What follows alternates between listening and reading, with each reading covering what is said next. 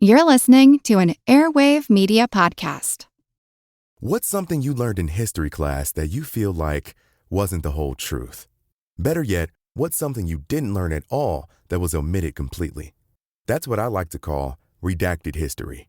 My name is Andre White, the host of the Redacted History Podcast, the place where history's forgotten events, heroes, and villains get their story told, one episode at a time. The Redacted History Podcast. Real history never dies. Stream the Redacted History Podcast on Apple Podcasts, Spotify, or wherever else you get your podcasts.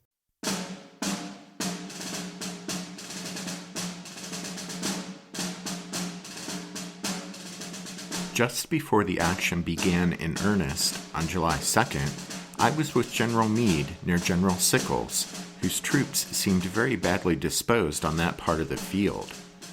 At my suggestion, General Meade sent me to the left to examine the condition of affairs, and I continued on till I reached Little Round Top. There were no troops on it, and it was being used as a signal station. I saw that this was the key of the whole position, and that our troops in the woods in front of it could not see the ground in front of them, so that the enemy would come upon them before they would be aware of it. The long line of woods on the west side of the Emmitsburg Road furnished an excellent place for the enemy to form out of sight. So I requested the captain of a battery just in front of Little Round Top to fire a shot into these woods. He did so, and as the shot went whistling through the air, the sound of it reached the enemy's troops and caused everyone to look in the direction of it. This motion revealed to me the glistening of gun barrels and bayonets of the enemy's line of battle, already formed and far outflanking the position of any of our troops, so that the line of his advance from his right to Little Round Top was unopposed. I have been particular in telling this, as the discovery was intensely thrilling to my feelings, and almost appalling. Brigadier General Gouverneur K. Warren, Chief Engineer, Army of the Potomac.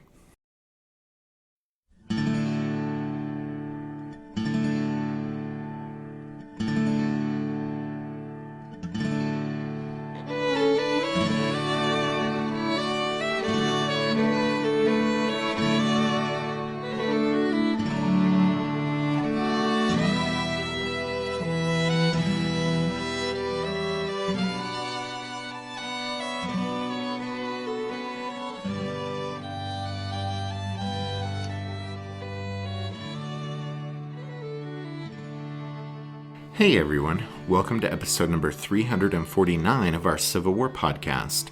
My name is Rich, and Tracy won't be with us for this show, so you're stuck with me, flying solo with this episode.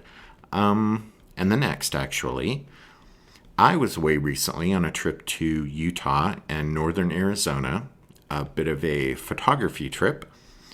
Working at our local hospital here in Boulder, I'd received the vaccine pretty early on and felt okay taking a road trip to put my new camera that I'd got for Christmas through its paces at some fantastic spots out there.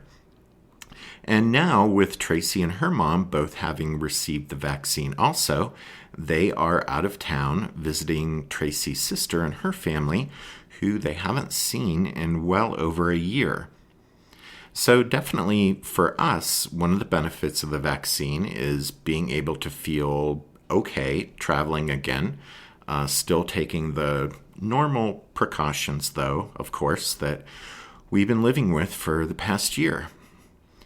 So anyway, that's just a bit of explanation as to why we were off the air the last few weeks and why Tracy won't be with us for a couple of shows.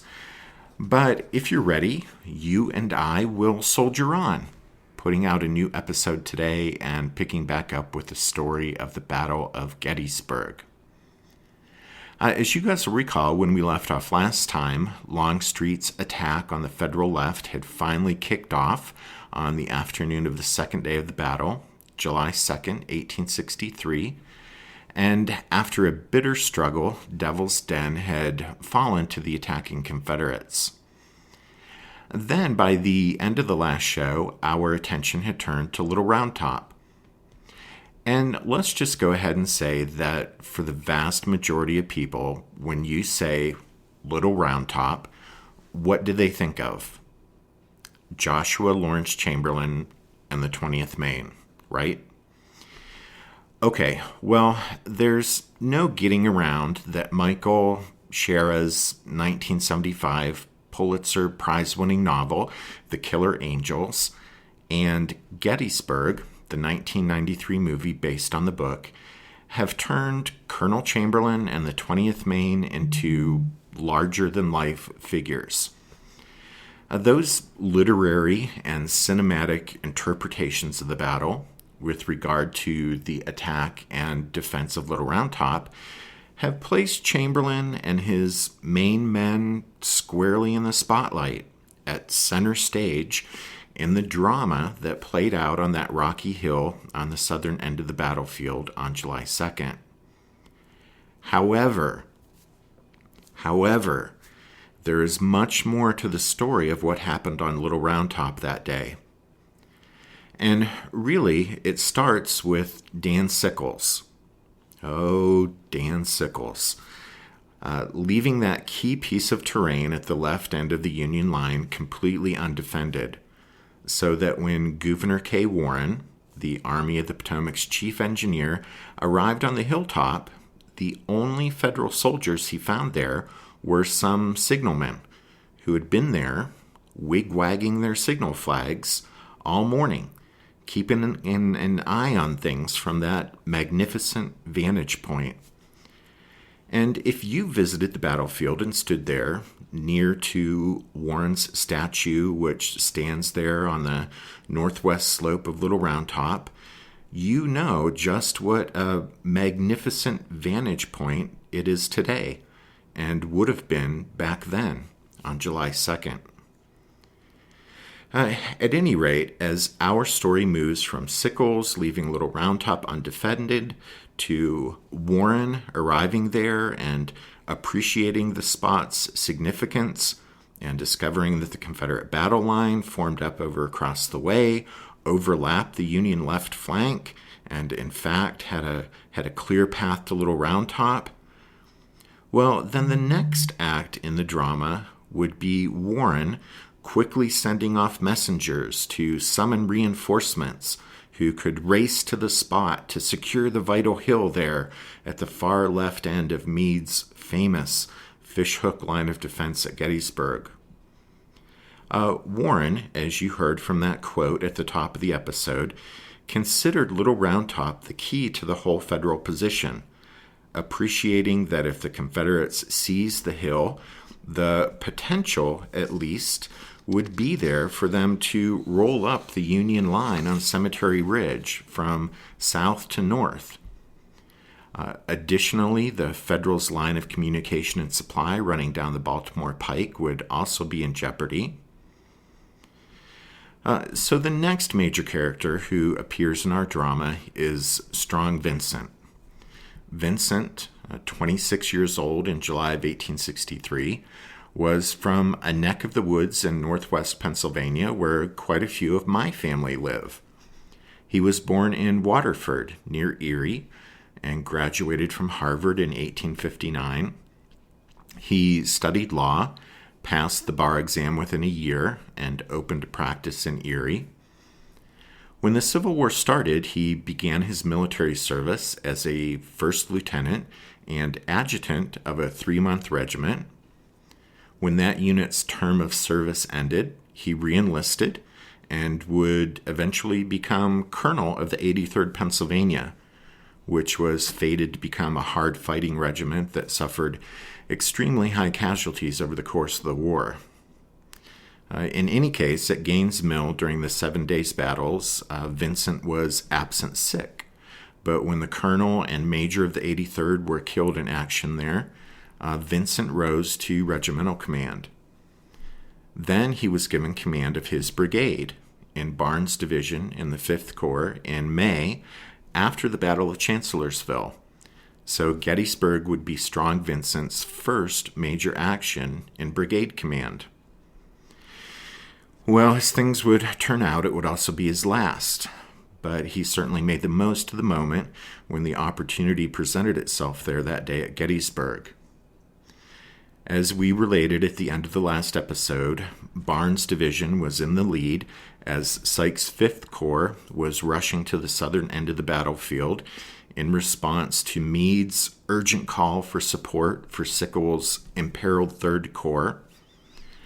And Barnes would later claim that he responded to Warren's request for help by ordering his lead brigade under Vincent to Little Round Top.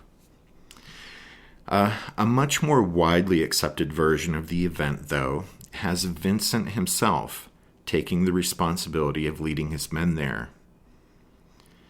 Noticing a 5th Corps staff officer gallop up, Vincent, so it would seem, called out, "What are your orders?" The staffer told him that he was sent to find General Barnes. Did Vincent know where he was? Not answering, Vincent again asked as to the man's orders. "General Sykes told me to direct General Barnes to send one of his brigades to occupy that hill yonder," he said, pointing to Little Round Top. Vincent answered, "I will take the responsibility of taking my brigade there." And with that, strong Vincent and his 4 regiments, some 1,300 men from Pennsylvania, Maine, Michigan, and New York, set off for a date with destiny, arriving on Little Round Top with about 15 minutes to spare before advancing Confederate soldiers emerged from the trees below.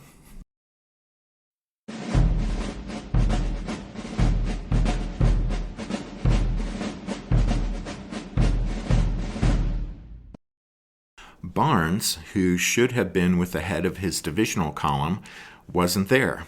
So after strong Vincent took it upon himself to hustle his brigade to Little Round Top, he turned to Colonel James Rice, commanding the brigade's lead regiment, the 44th New York, and Vincent told him, "Colonel, bring the brigade as quickly as possible onto that hill. Double quick where the ground will permit." And Vincent sent his staff officers galloping down the column to give the word to the colonels of his other 3 regiments, and then, taking only his brigade color bearer, Private Oliver Norton, he himself rushed ahead toward Little Round Top to select a position for his troops. And the fighting was still raging there along Houck's Ridge and at Devil's Den when Vincent and his color bearer arrived atop Little Round Top. And as the colonel and Private Norton sat their horses there, surveying the landscape and the battle raging down below and about half a mile away, a shell exploded near them, coming from Confederate artillery over on the Emmitsburg Road. Well, realizing the rebel gunners across the way were most likely zeroing in on the brigade flag, a white pennant bordered in red and bearing a blue Maltese cross, Vincent yelled, "Down with that flag, Norton! Damn it, go behind the rocks with it!" Well, Norton was only too happy to quickly obey, and Vincent followed him, gave him the reins of his horse, and then continued the reconnaissance on foot so that when the brigade arrived, it could go straight into place. Well, strong Vincent may not have had any formal military training or pre-war experience, but he was a good soldier and a gifted officer, and at the moment of his greatest martial challenge, he acted with cool intelligence. By the time Rice brought the head of the brigade column to Little Round Top, Vincent had decided to post his 4 regiments along the lower edge of the Rocky Hills' southern and western slopes, thus occupying the military crest, which is lower than the topographical crest. As we've spoken about previously on the podcast, it's usually more advantageous, tactically speaking, for a military unit to occupy that lower line rather than the actual summit of a hill, and that was true here at Little Round Top. At any rate, here, Rice's 44th New York took its place first, with the other regiments snapping into place successively to its left. The 83rd Pennsylvania, the 20th Maine, and then the 16th Michigan. The skirmishers began to ease forward from each regiment, filtering ahead of the main line. Well, after surveying his deployment, Vincent, who would never get to explain his reasons for doing so, decided to shift the 16th Michigan from his extreme left to his extreme right. So now, from right to left, the brigade line was the 16th Michigan, 44th New York, 83rd Pennsylvania, and then the 20th Maine.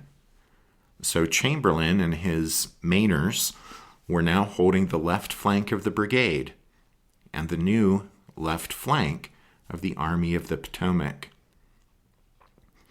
Now strong Vincent moved along his line, giving each regimental commander a hasty tactical briefing and offering encouragement.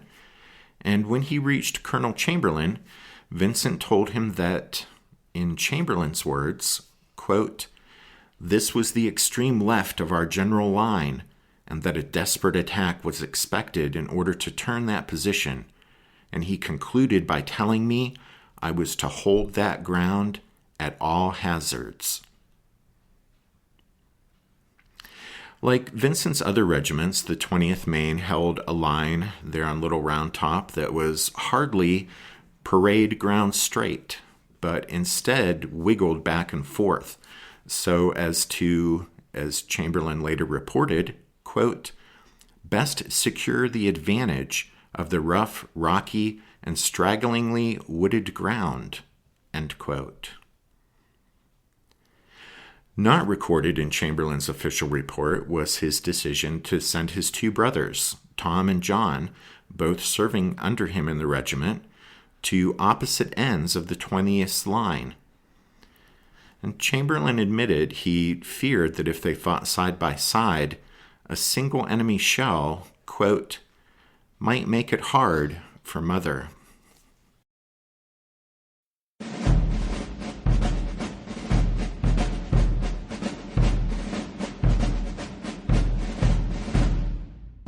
Did archaeologists discover Noah's Ark? Is the rapture coming as soon as the Euphrates River dries up? Does the Bible condemn abortion? Don't you wish you had a trustworthy academic resource to help make sense of all of this?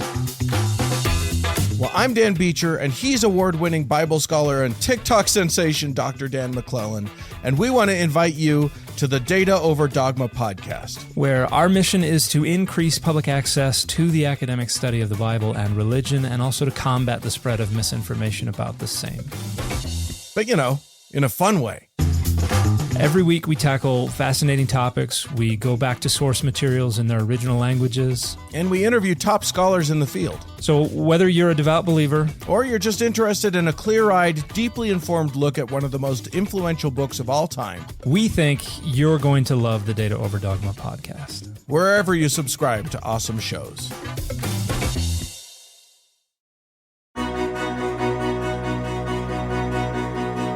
History never says goodbye. It just says, see you later. Edward Galeano was right when he said that. Events keep happening over and over again in some form. And that's the reason I produced the podcast, My History Can Beat Up Your Politics. What is it? We take stories of history and apply them to the events of today to help you, perhaps, understand them better. We are also part of Airwave Media Network. I've been doing the program since 2006. That's a long time, and the show has a long name. My History Can Beat Up Your Politics. Find me wherever you get podcasts.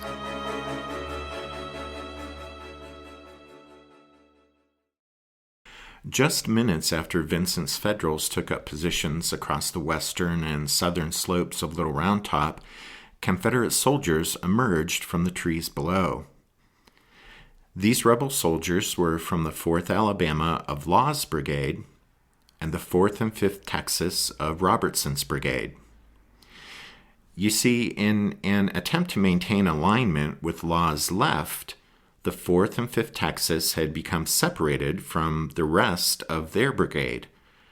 And so as the 3rd Arkansas and 1st Texas struck Ward's Federals along Houck's Ridge, the 4th and 5th Texas continued moving eastward with the 4th Alabama on their right.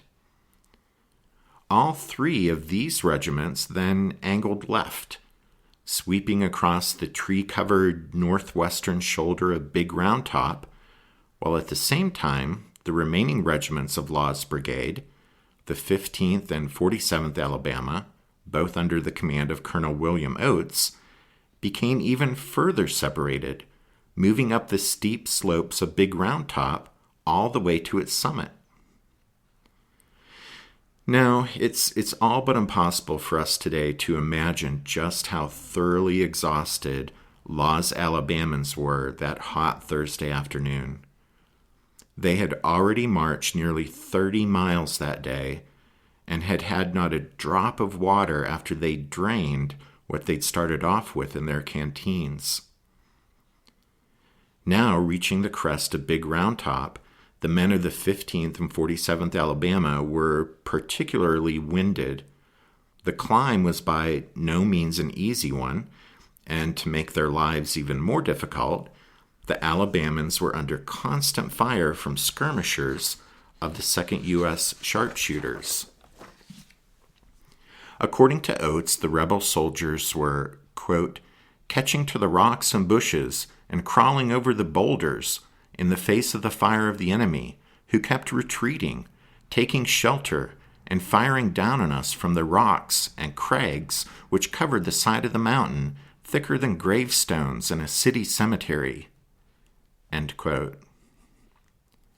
Oates added that upon reaching the summit of Big Round Top, quote, some of my men fainted from heat, exhaustion, and thirst. Oates halted his men on the summit, hoping to give them time to catch their breath, but the halt proved to be all too short, because one of Law's staff officers soon arrived with orders for Oates to once again get moving. He was to sweep down the northern slope of Big Round Top and join the 4th Alabama and 4th and 5th Texas in their attacks on Little Round Top.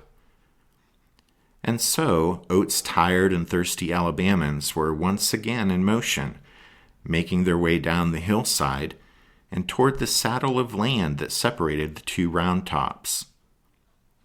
As Oates' 15th and 47th Alabama neared that saddle, they could hear the sounds of battle raging to their left front.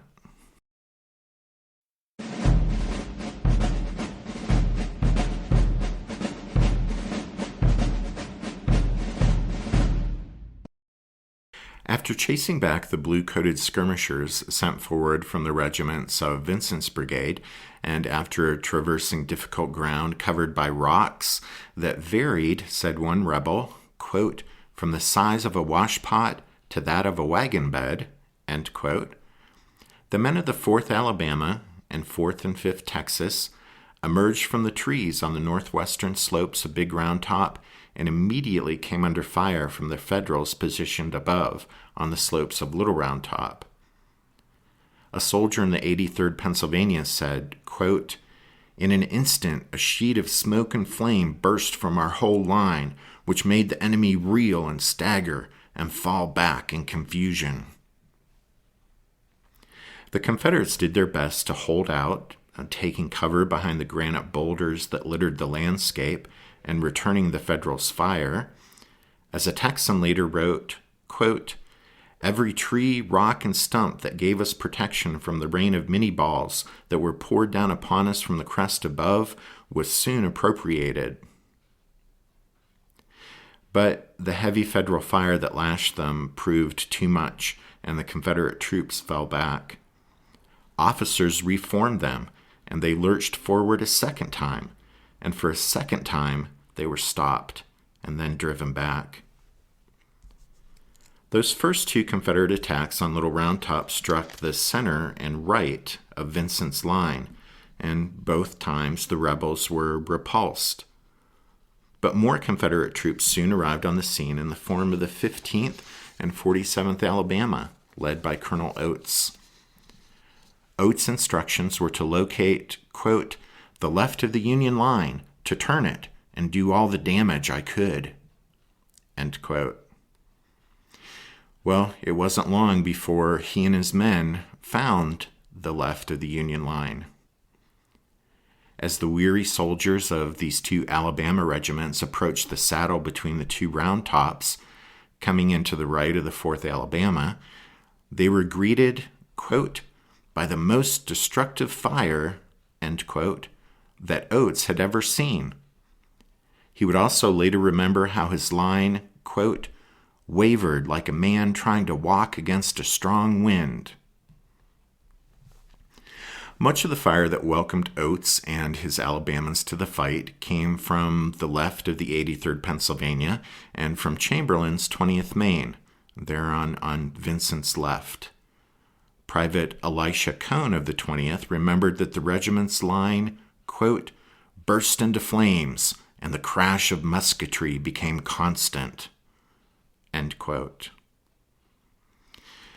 Well, recovering from that initial blast, Oates' men lost no time in returning the Federal fire, and the fight for Little Round Top now became general all along the length of Vincent's brigade line.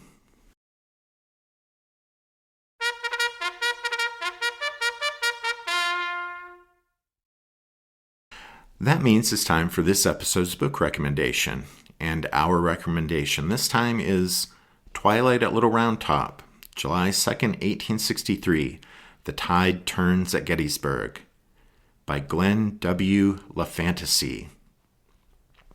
Don't forget you can find all of our book recommendations if you head over to the podcast website, which is www.civilwarpodcast.org. Also at the podcast website, you can find links to the show's Twitter feed and Facebook page. We had quite a few of you asking about the show being off the air for several weeks, and we did post updates on Twitter and Facebook. So if you keep up with us there, you knew what was up. But if you don't, then you didn't. We also had quite a few of you contacting us after this week's tragic mass shooting in Boulder, since you've heard me mention that I work in Boulder, and some of you know Tracy's mom lives in Boulder. But, it was a rough week here. The hospital where I work was put on alert Monday afternoon, and personnel and resources were immobilized. But then, as it turned out, all the victims died at the scene, and the only person brought in for care was the shooter. That was a real punch in the gut, and the rest of the week was just tough, I think, for most of us. You know, I was actually working for UC Health at the time of the Aurora theater shootings, and it just seems like here in Colorado, these shootings, even going back to Columbine, are just, it's just horrible, obviously. Anyway, none of that has anything to do with the Civil War, of course, which is why we're all here. So as we wrap up this show, we just want to say thank you to everyone for your concern, whether it was for us being off the air or for our welfare. We appreciate you checking in on us.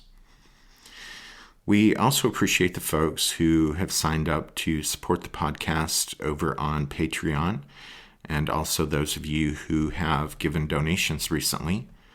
And since it's been a while, since we've had a new episode, there are so many of you that it would take a while to go through the list of all of you. So rather than doing that, please just know how grateful we are for your financial support, whether on a monthly basis over at Patreon or through those one-time donations.